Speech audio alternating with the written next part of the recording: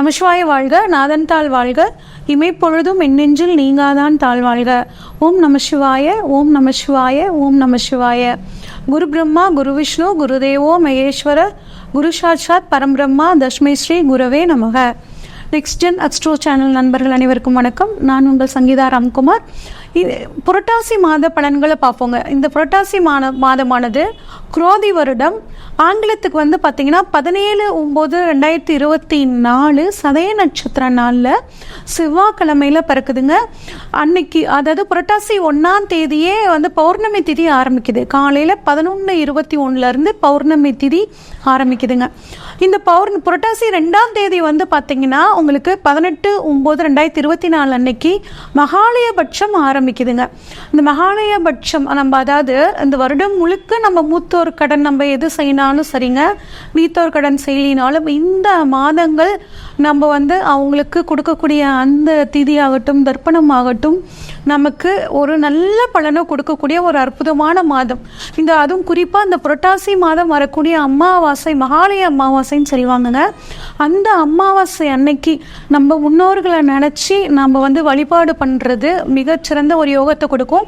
அது மட்டும் இல்லாமல் இந்த மாதம் முழுக்க நம்ம அன்னதானம் பண்ணுறது பார்த்திங்கன்னா நம்மளோட நீத்தாருக்கு போகும் அப்படிங்கிறது ஒரு நம்பிக்கை. முடிஞ்ச வரைக்கும் இந்த மாதம் நீங்கள் உணவு தானம் பண்ணுறதும் நீர் தானம் பண்ணுறதும் ரொம்பவே நல்லதுங்க. புரட்டாசி மாதம் 16ஆம் தேதி புதன்கிழமை 2/10/2024 அமாவாசை. அடுத்து புரட்டாசி மாதம் 17ஆம் தேதி வியாழக்கிழமை 3/10/2024 அன்னைக்குங்க நவராத்திரி ஆரம்பிக்குது. மிகச்சிறப்பான நவராத்திரி பண்டிகை. புரட்டாசி மாதம் 25ஆம் தேதி வெள்ளிக்கிழமை 11/10/2024 அன்னைக்கு ஆயுத பூஜைங்க. அடுத்து புரட்டாசி மாதம் 26 சனிக்கிழமை 12/10/2024 அன்னைக்கு விஜயதசமி பண்டிகைங்க. இது ஆண்டு அதாவது நாடு முழுவதும் மிக சிறப்பாக கொண்டாடக்கூடிய ஒரு மிக அற்புதமான பண்டிகை இந்த புரட்டாசி மாதத்தில். அடுத்து புரட்டாசி மாதம் 31ஆம் தேதி வியாழக்கிழமை 17/10/2024 அன்னைக்கு பௌர்ணமிங்க. இந்த மாதத்தில் 2 பௌர்ணமி வர்றது மிகச்சிறப்பான ஒரு விஷயங்க. அதே மாதிரி மகாலய அமாவாசையும் இந்த வருஷத்தில் ரொம்பவே சிறப்பு. இது இந்த மாதத்தோட சிறப்புகளை பார்த்துட்டோங்க. அடுத்து கிரக நிலைகள் இந்த மாதத்தில் எப்படி இருக்குன்னு பார்ப்போம். ரிஷபத்தில் குரு இருக்காருங்க, மிதுனத்தில் செவ்வாய் இருக்காரு, மாத தொடக்கத்தில் சிம்மத்தில் புதன் இருக்காருங்க. செப்டம்பர் 19க்கு பிறகு பார்த்தீங்கன்னா கன்னி ராசிக்கு போகிறாரு. அடுத்து அக்டோபர் 6ஆம் தேதிக்கு பிறகு பார்த்தோம்னா துலாம் ராசிக்கு போகிறாருங்க. துலாம் ராசியிலேருந்து கன்னி ராசிக்கு போகிறாரு. கன்னி ராசியில் பார்த்தீங்கன்னா சூரியன் இருக்காரு, சுக்கிரன் இருக்காரு, கேது இருக்காருங்க. மாதம் முழுவதும் புரட்டாசி மாதம் முழுவதும் சூரியன் கண்ணிலே இருப்பாருங்க. கேதுவும் அப்படியே தான். அந்த 2 கிரக நிலைகளில் எந்த மாற்றமும் கிடையாது. சுக்கிரனை பொறுத்த வரைக்கும் பார்த்தீங்கன்னா செப்டம்பர் 19ஆம் தேதிக்கு பிறகு துலாமுக்கு போகிறாருங்க.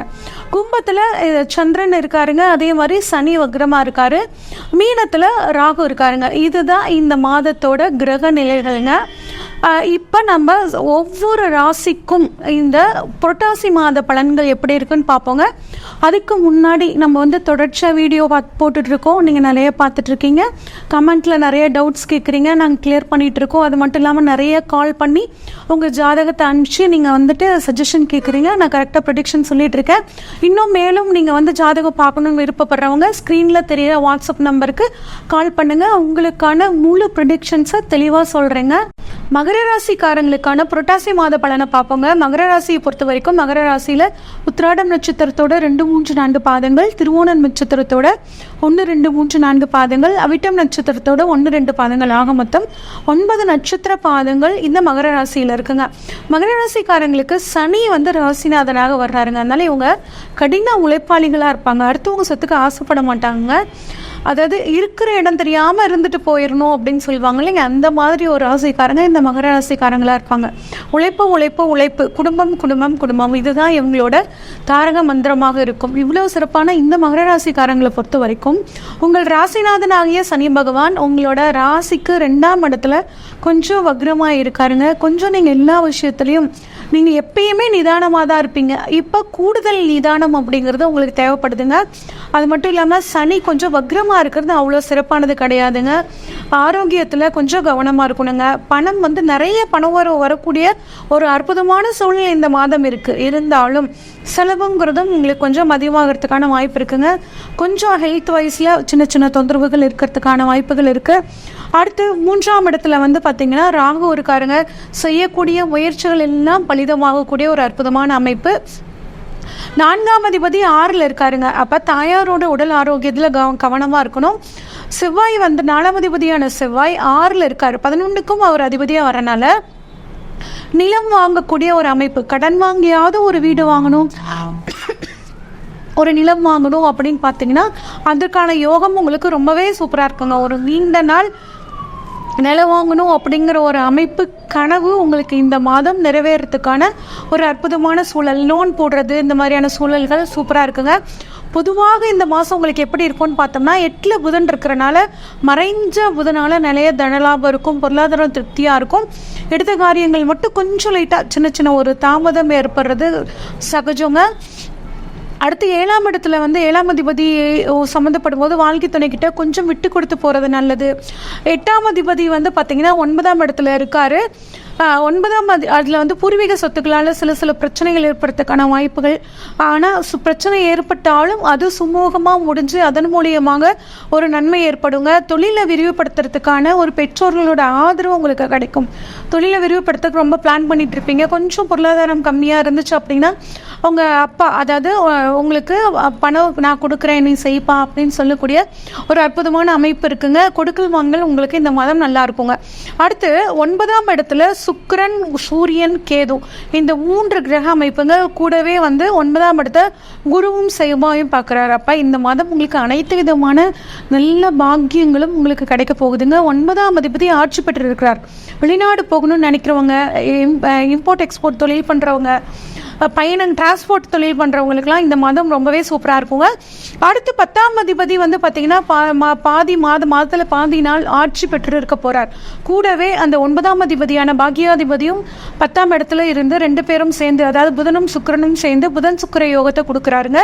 இதனால் நீங்கள் எதிர்பார்த்த எதிர்பார்ப்புகள் எல்லாம் சூப்பராக இருக்குங்க. உங்கள் ஃப்ரெண்ட்ஸோட ஒத்துழைப்பு உங்களுக்கு கிடைக்கும். புதிய வாகனங்கள் வாங்கக்கூடிய ஒரு அற்புதமான யோகம்.